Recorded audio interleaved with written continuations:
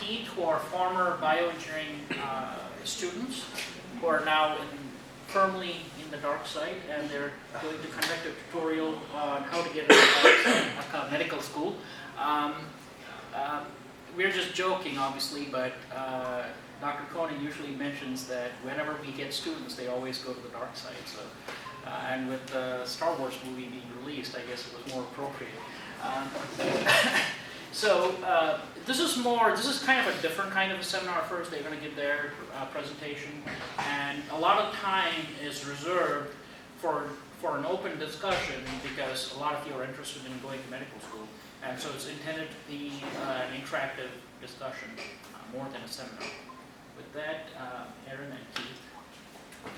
Hey guys, I'm Erin, and I'm a third-year med student. And I'm Keith. I'm a second-year med student. And I can't really sympathize too much with Dr. Koenig because he brings us into his lab and he introduces us to all these awesome heart surgeons, and then we get to get real hands-on experience down in the basement and everything, and over at Jewish. So it kind of sets up the perfect atmosphere for wanting to go into medicine. But anyway, this little presentation that we have for you today is just to kind of talk about our experience getting into medical school.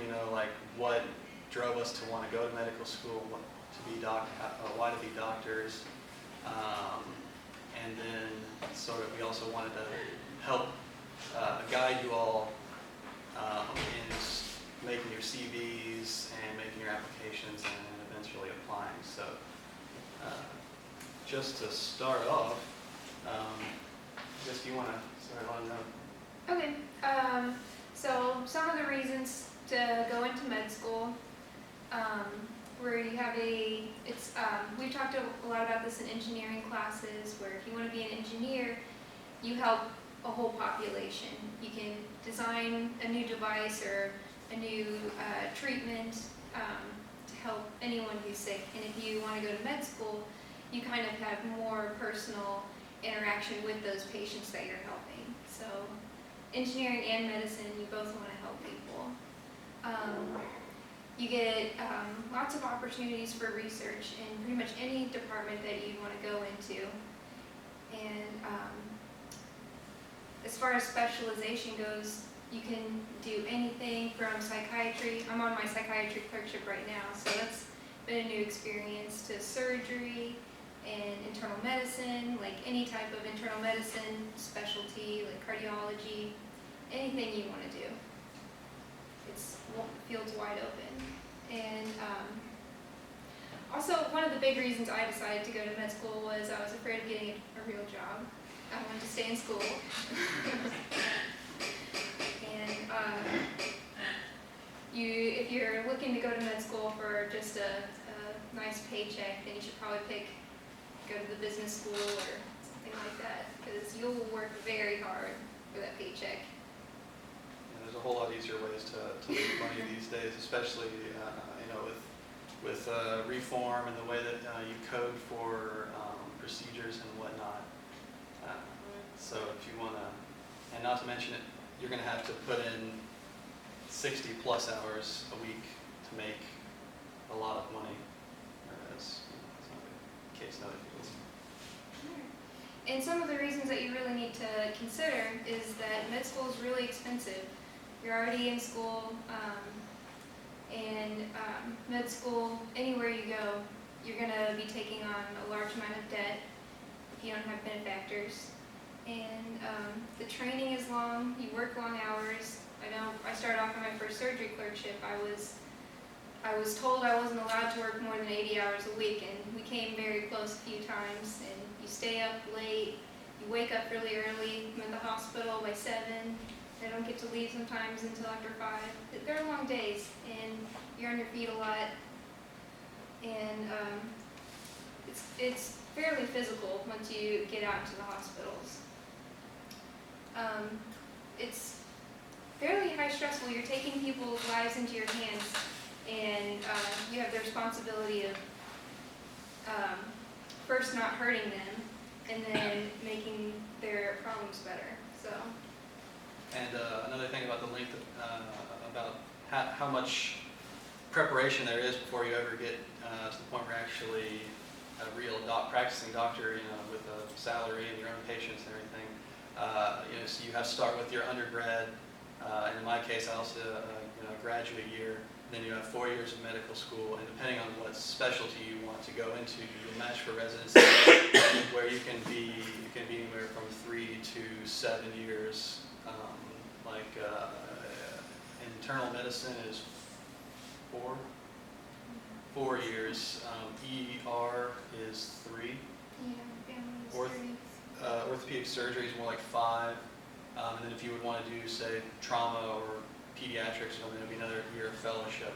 So you're looking at that. And then during your residency period of training, you were making substantially less money. So all that time you have student loan debts, 6% interest.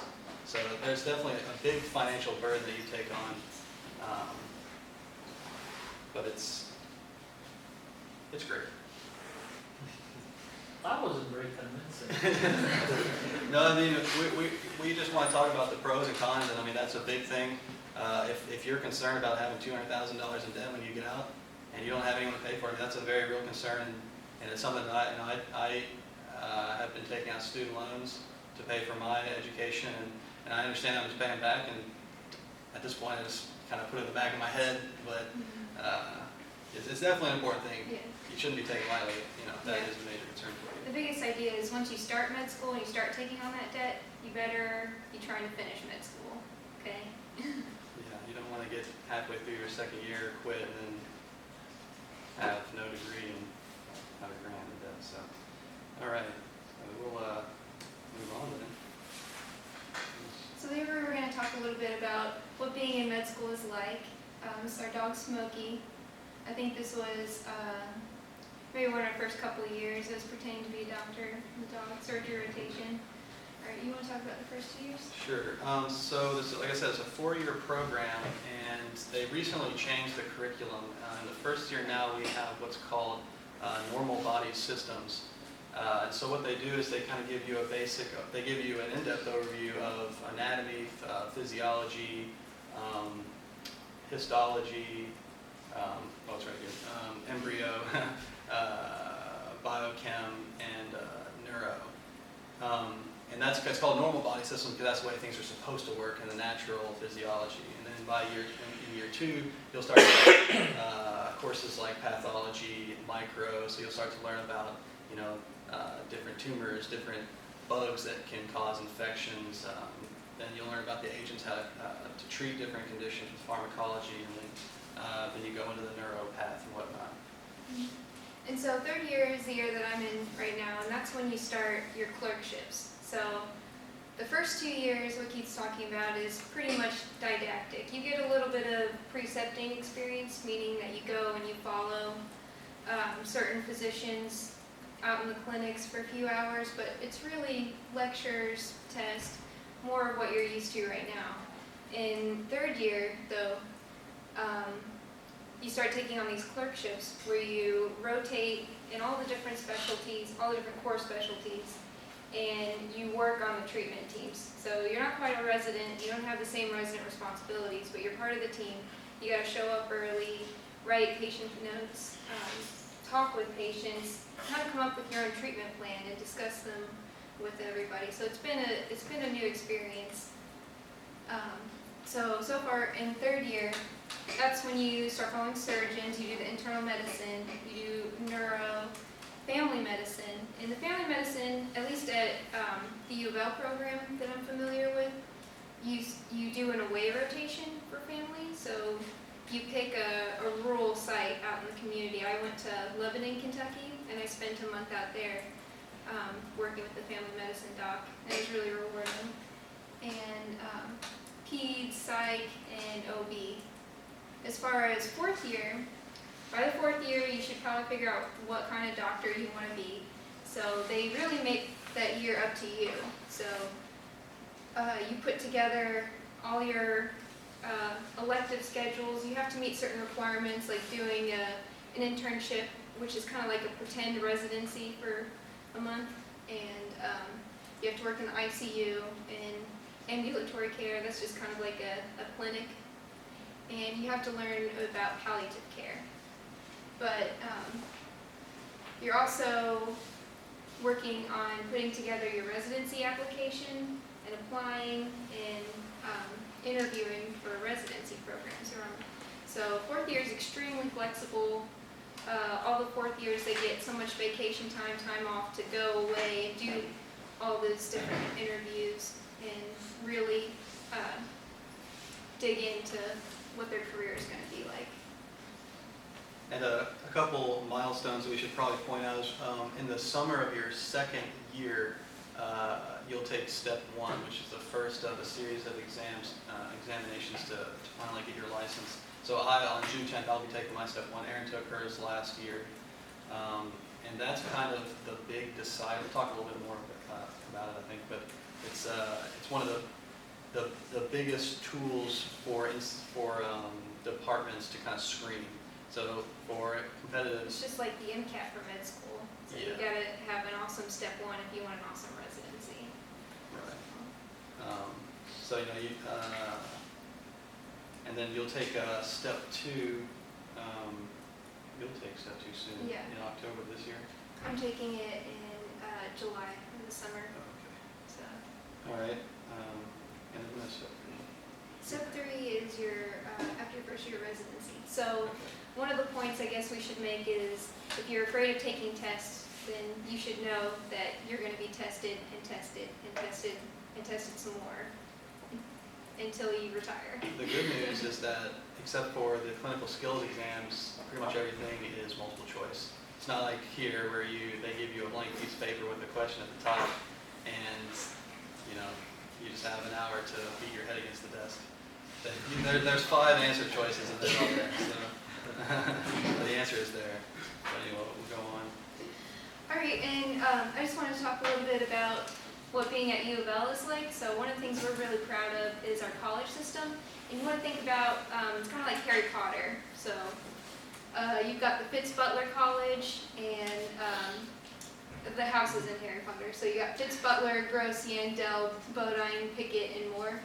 And what that is, it's kind of like a longitudinal club within the med school. So you've got first years, second years, third years, and fourth years, and we all come together at certain times so we can get advice from each other and network and figure out what are we supposed to be doing, like how can we prepare, or how can we pass our classes.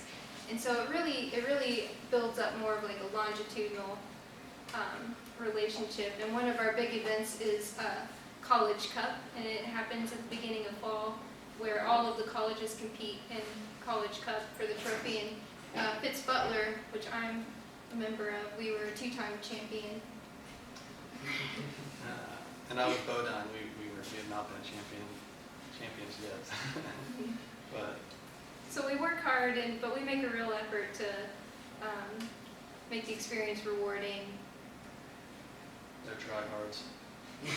Nobody likes to try hard. I'll take a second to pull these up. I already have them pulled up, but these are super important links that if you all are serious about going to apply, that you're going to want. These are kind of be your go-to references. Since we go to U of L, most of the things we talk about are going to be tailored to University of Louisville School of Medicine.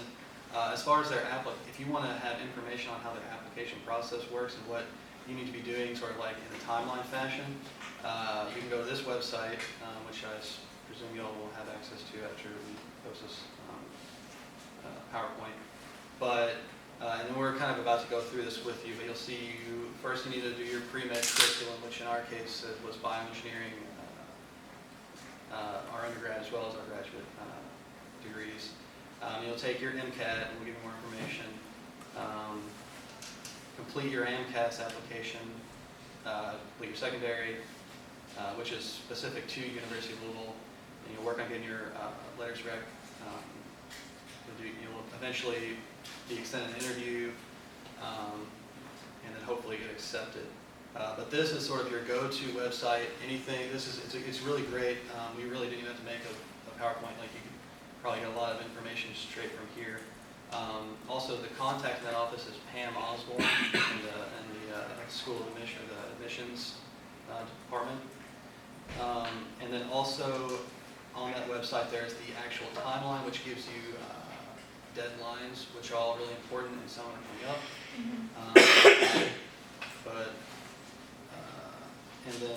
And then finally the AMCAS.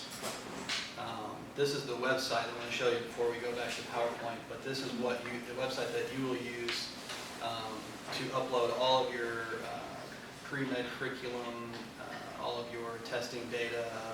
Pretty much, you just compile your application using this website. Yeah, so the MCAS is basically, it's a standardized application service. So you fill out one med school application and then through MCAS, and then it sends it out to all the med schools that you want to apply. So you do one primary application. That's really confusing. All right, and then just to talk a little bit more about med school, and these are sort of the fun things about med school. For the last year and last summer and the summer before that, Erin and I both went to Tanzania, where we got to work with Dr. Bill Smock, and also Dr. Bethany Hodge, who is their ER doc and pediatrician, respectively, and a number of nurses and other medical students. And we got to go to Mahindi, Tanzania, and run a clinic for a week for the past 2 years. And it was a great opportunity for both of us. And you know, we feel like we got to help a lot of people. And also we also were able to do Kilimanjaro weather. That was super fun. Anything else? That's good. Cost of attendance, like we were talking about. It's more for a non-resident than it is for a resident, obviously. This is the tuition curriculum cost, the first two. So if you're a resident, it's going to be $39,000, and then about hovering around there for each year. This total cost of attendance, that's when you factor in room and board, supplies, food, other things that you're inevitably going to use over the 4 years. And also you have to factor in, I don't know anybody who works like a part-time job or anything in med school, so that's not really even talked about. But you can see, especially for a non-resident, it gets hefty. But take that, and also we just got an email, there may be a 3% tuition hike. It's all up in the air and stuff, but tuition will likely go up some amount in the near future. All right, so as far as preparing for med school, and if you make this decision, what you need to get done and when, is basically what we were trying to come up with in your, we built this chart assuming that you get your master's. It's possible to get into med school without finishing your master's. I know several people have done it, and but it takes a lot of pre-planning. Doing it with your master's, we both thought was a little bit easier for us, and it was rewarding finishing our master's. I know we'll talk about that later. But so, starting with your second to last year is when you're really worrying about the MCAT and applying. But in all the time leading up to that, you need to be working on getting some research in. I don't know how many people have research co-ops, but that's really good for med school application if you're thinking about research versus industry and picking a co-op. You can probably get some publications or studies published or an article. You need to be thinking about volunteering. Some of the best things for volunteering involve working with people. I know you can volunteer any day. Like you can go to SOS, the Supplies Overseas, and sort medical supplies. But some of the best volunteering you can do for your med school application is to be involved with the community and working with people like refugee missions or homeless shelters, working somewhere along that line. And and leadership opportunities, joining BMES, any other RSOs, and think about shadowing physicians out in the community. So so the year before you graduate is you need to take the MCAT in the spring or summer and start working on your letters of recommendation. And the year that you graduate is when you're going to be doing this MCAS application process. And just to give you a word of warning, to apply to medical school, it's going to take the whole year. You're going to be jumping through hoop after hoop after hoop, and it's going to take a dedicated year. But the MCAS application should open up in May. The initial submission date is in June. I think that date's to be decided right now. But you need to have your application ready to go for submission as soon as it opens. Because timing is key, because most med schools operate on a rolling acceptance. So the longer you wait, the harder it is going to be to get a spot. So timing is key.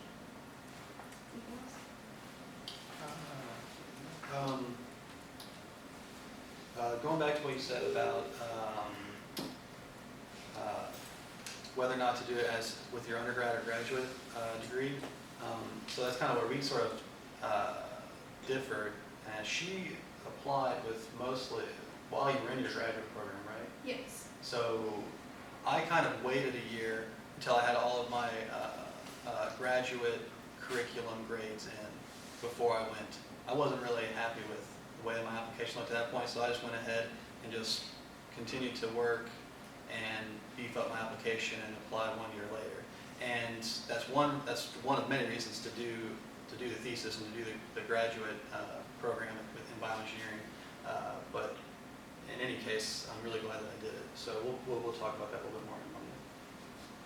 All right. So the important slide is the prerequisite curriculum. Biology, we're good on the biology classes, but most all med schools require 2 biology labs. And general chemistry, our BE curriculum covers that as well. And organic, you need to pick up the organic 2 in a lab. And as far as physics, English, I think, is a general UofL requirement. And you need 3 hours of calculus, so I don't know if you all struggle with that. All right, so as far as I should point out, because I got caught up with this when I applied, IB and AP credit is not accepted for biology or English. I didn't realize that they wouldn't accept my English credit, so when you do your secondary applications, you kind of have to get a little bit creative in how you fill it out. So we listed a couple of suggestions that some of the med students in the past have used for biology labs. And we're not sure how well that this will fly with other schools, but considering that for the same institution, we've had students going into med school from EE, and there's that rapport. I think, so for instance, I was able to use biomedical microfluidics and the bioinstrumentation lab, and they accepted that. And those classes weren't really, life science labs or anything, but they were very labby. I mean, in microfluidics, we made a microfluidics chip, and it had, lots of biologic applications and everything. So, in my mind, it fit perfectly, and they accepted it, so. Yeah, I think I used the graduate class, the bioinstrumentation lab. And also, we just talked to one of the first year med students, David, I don't remember his name, David Hagan, and he was saying he used Introduction to Molecular Bioengineering. He said it wasn't exactly a lab, but he was able to talk about the biological applications, and so you just have to be a little bit creative. For my English credit, I convinced them that I had enough English because I wrote a master's thesis, and I gave them a link to my thesis, so don't get discouraged. I mean, you definitely have to go and get that organic chemistry too in the chemistry lab. But those are just some of our suggestions. And I thought that I had this is your all's curriculum, but I don't know if it has the elective.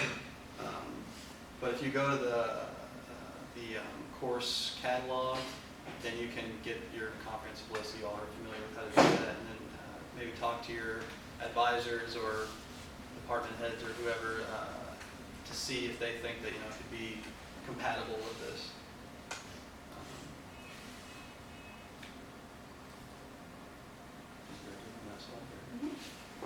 Okay, we'll get to the question. Alright, so the MCAT is going to be completely different than it was for me and Keith. So we're not going to be the best resources on this, but I did do some Googling about the MCAT 2015, and they have a brand new scale that is on at, the mean is at 500. So in the past we were talking about MCAT scores in the 30s-ish, and this one's going to be out of 500, and there are 4 new sections. It's a little bit hard to read. It's going to be basically chemistry and physics, critical analysis and reasoning, and biology and biochemistry. And then this new section is psychological, social, and biological foundation of behavior. So more of a psych component that we didn't have exposure to. But back in the day, and I guess in 2015, it was similar when I applied. The cumulative MCAT score average for U of L was about 30-ish, somewhere between 29 and 31. And then with these 9.68, 9.53, and 10-ish in each respective category. For me, I did better in verbal reasoning and physical sciences because of the background, I think. But now I would have no idea how I would perform this new test, but I wonder really well. And I wanted to show you, there's lots of, if you're interested in, like you have your GPA and you have your MCAT score, or you have an idea of what you want to achieve, there are resources that give you statistics on past classes that will, for instance, this is one of my favorite ones, the GPA versus MCAT grid.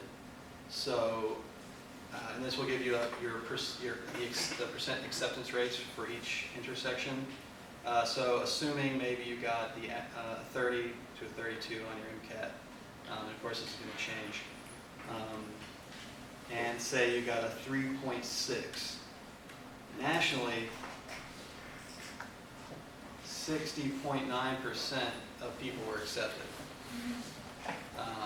That's where you really have to beef up your application with research, like try your hand at getting a publication. It makes a huge difference. Yeah, and even if you have like impeccable scores and grades, 90.4%, so it's not 100% thing, but obviously if you're down in this area, you might want to maybe take more courses or something. Finish your master's degree. Do your master's. So those are great resources, and these are just some more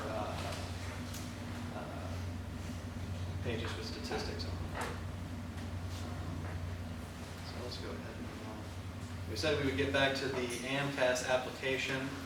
Just to remind you, this is the application, the standardized one across the national one that you put all of your PreMed information in that will then get sent out to each school of medicine.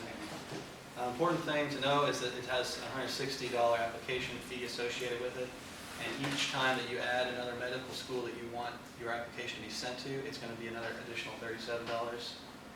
We breezed over some of the important dates before, but next year it's going to open on May 3rd. That's when you'll be able to physically access it, start to populate all this. You put in every single one of your classes you've ever taken and your grades, and so you pretty much just copy over your transcript. It's a total hassle. And this is a like 3-week-long process of misery that you have to go through to do the MCAT essay. And then there's also some sort of short answer questions associated with it, and then you will give all of your institutional information, affiliate information and whatnot. But this is a sizable application you fill out, and you're just trying to cover everything that you've done over the past 4 or 5 years in college and before, so that you look like a really competitive applicant. And as we said, the application submission will open sometime in June. You want to submit it as soon as possible. Yeah, just take the day off from school or whatever that day and hit submit on your computer, because sometimes the websites crash. Like, it's that important to submit it the day it opens. And then, and so we'll talk about the secondary application, but basically this primary AMCAS application, that's the standardized one. You send it into AMCAS, they distribute it, and then each medical school will review your AMCAS application, and they will then send you a secondary application if you meet their criteria. So going to the secondary application, this is going to be unique to each school. University of Louisville was pretty much all short answers, short essay questions, and I think they were all 500 word limit. They would ask you everything about your academic career, family, history, social things, sort of questions about your personal character. It really gives you an opportunity, to say, all right, here's my grades, here's my GPA, but this is who I am as a person, and these are my motivations and my drive and why I think that I will be a doctor. And it's an incredibly important part of the process, and this is where good writing skills can really make or break you. You can be fantastic test taker and have a 40 on the MCAT and a 4.0, but if you sound like a sociopath in the MCAT or in the secondary application, you're probably not going to get a spot.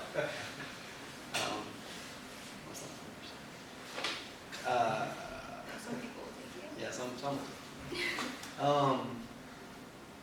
And then there's for UofL, there's a $75 non-refundable fee, different for other schools. I actually only applied to University of Louisville and University of Kentucky. I wouldn't suggest doing that if you are serious about it. I was serious about it, but it was expensive and everything, and I was really hoping to go to UofL, so luckily it worked out. But I mean, I think that, I don't know what the average is necessarily, but I know there's plenty of people who apply to 10, 20. I think average is a little over 10 schools. I applied to UofL-UK. And so the other thing, and once again, if you're concerned about money at that point, if you're applying to some a Bay Area school or something, then you have to pay for the plane ticket and to go over there, San Francisco or wherever. So you may want to apply regionally if that's an issue as well. And then the UofL deadline for submission will be December 31st. But really, just submit it as soon as you can. As soon as, we should hurry up. Yeah. So after you do your secondary application, then you'll get each school will extend an interview opportunity for you. At UofL, it's really laid back. Interviews.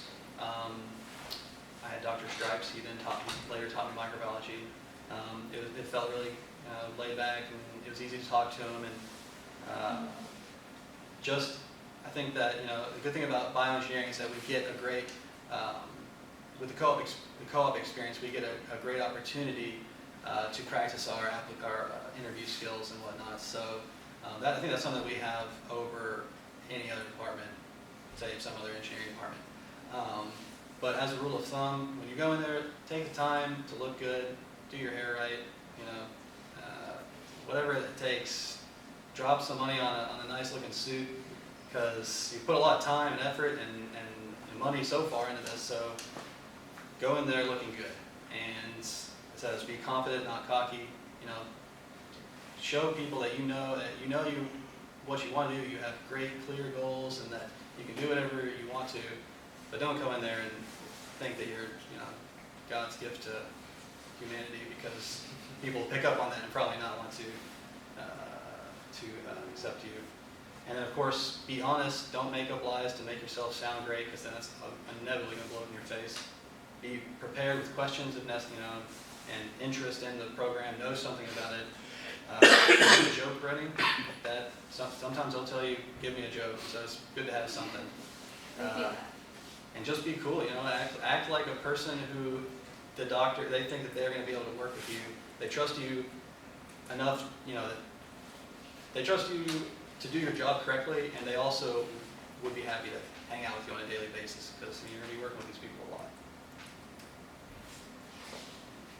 All right, just to speed through this. So what right now we need to be doing is working on your CV. You should be grinding every day to make sure that you're as well-rounded, competitive applicant as possible. Do things that are going to highlight these qualities. Compassion, super important. You want to prove to them that you're the kind of person who wants to go in and talk to them, or who wants to be a doctor to help people, not for superficial reasons. And so you have to prove that you're willing to take time out of your Saturday to go help people, just because that's what you enjoy doing that. Medical experience, past work, shadowing. Your intelligence kind of comes from that's shown with the GPA and testing and everything. Do research. It's super important, especially with the University of Louisville. More volunteering kind of goes with compassion. And they want even if you're a not diverse person, superficially, show them that you have diverse interests and that you're willing, you're interested in helping a broad, diverse array of people and such and such. All right, and this was just some examples of what Keith and I did for volunteering and getting out into the community. So we did the Polar Plunge, and Keith was part of Pike, which is one of those leadership positions. So if you are interested in the Greek system, it's helpful. Anything else? Greek system can be great, or it can ruin you. Honestly, I mean, you can be. There are negatives. There are pros and cons about going into a fraternity, but if you go for the pros, I mean, that is an excellent way to get plenty of community service, volunteering experience, leadership, the whole gamut. You just want to make sure you stay focused on your goal and don't become a frat star. Mm-hmm. And also part of the leadership was involvement in RSOs and getting involved with e-expos and outreach to the community was really important. BMES was huge. We both were presidents at some point. We started the pig roast back in 2012. That was great, a research showcase. These are just pictures of us from when we did the basketball games too. Co-op program is probably the biggest thing that bioengineering can offer. That's going to help you get into med school, in my opinion. There's other things, of course. But I started at Lilix. It was a great opportunity. I got to learn about PCR, gas chromatography, all this basic molecular biology stuff. Moved into Institute of Molecular Cardiology. That was a great experience until I finally ended up at Advanced Heart Failure Research with Dr. Slaughter, Dr. Koenig, and Guru. And so I started at the molecular level and worked my way up into clinical development. And it just sort of worked out that way, but it was great for me. Mm-hmm. And I did all three of my co-ops with Dr. Magnuson at the K-Shark. So it was a great opportunity. And shadowing is very important. So once you have research down, when you go into interviews, the interviewers are going to want to know, who have you shadowed? What experience have you seen? Have you been in the OR? Have you been in the clinics? It's really important. You can do it a few weekends. You want to have several experiences, but you can go to UofLphysicians.com, look up any UofL physician in a specialty you want, or you can email me or Keith. We have connections to different positions that we like in different areas. So if you really don't know who you want to shadow, we can be a resource to you. U of L is a teaching hospital, so there's plenty of doctors who just, they have no problem, they love having people. This was this is the research that we did. Erin worked, we both worked at HR for some amount of time, working on the extracellular matrix. I'm not going to talk about yours. I worked on XP balloon perfusion. It was an awesome experience. This is me at like 3 in the morning or something, trying to keep our lungs alive for longer than 24 hours. There were a few days where there were 27-hour days that were pretty fun.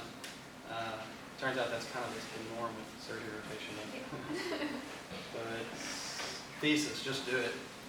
You learn so much from it. I mean, I feel like I learned more in my graduate years than I did my entire time in undergraduate, because you really start to apply things then. So Thesis, you can have your reasons for or against. I will always say go Thesis. It's worth the time. And you're going to look so much more competitive when you get out and you're trying to apply for residency and you have a master's in engineering. There are plenty of people who go back and they try to get an MBA or something. You can just say, I have a master's in engineering. I mean, I think that it's just, and you don't have to do the thesis to have that, right? But you can have the thesis project. Yeah, but I recommend getting the thesis. 100% for me. It was pretty rewarding. It was one of my proud accomplishments. So you can always reach out to mentors and. It's important to have mentors. They're going to be like so important, so crucial to everything that you do. I mean, you don't stand a chance without having like a good relationship with at least one mentor. And you have to have role models, and you have to have something that you're aspiring to be. And these are just examples of ours from a number of different specialties and fields over the years. But I don't know how this got going there though. and then those mentors that you've worked with and you've shown them that you've worked hard for however many years, they're going to be the ones who get you good letters of recommendation. And once again, those can mean all the difference. But in order to get a good one, you have to earn it. Ask them in person, be nice, give them time. And there's at least 2 people in here who wrote letters for me, so thank you. Anything you want to add to that? Oh yeah. Oh yeah, you need 2 science professors and 1 non-science professor. I Gotta think about that. I literally submitted like 7 letters, but it was great. All right, that's Yeah. all we have for now. Do we have any questions? Yeah. I just have a few questions. So for the writer's recommendation, they have to be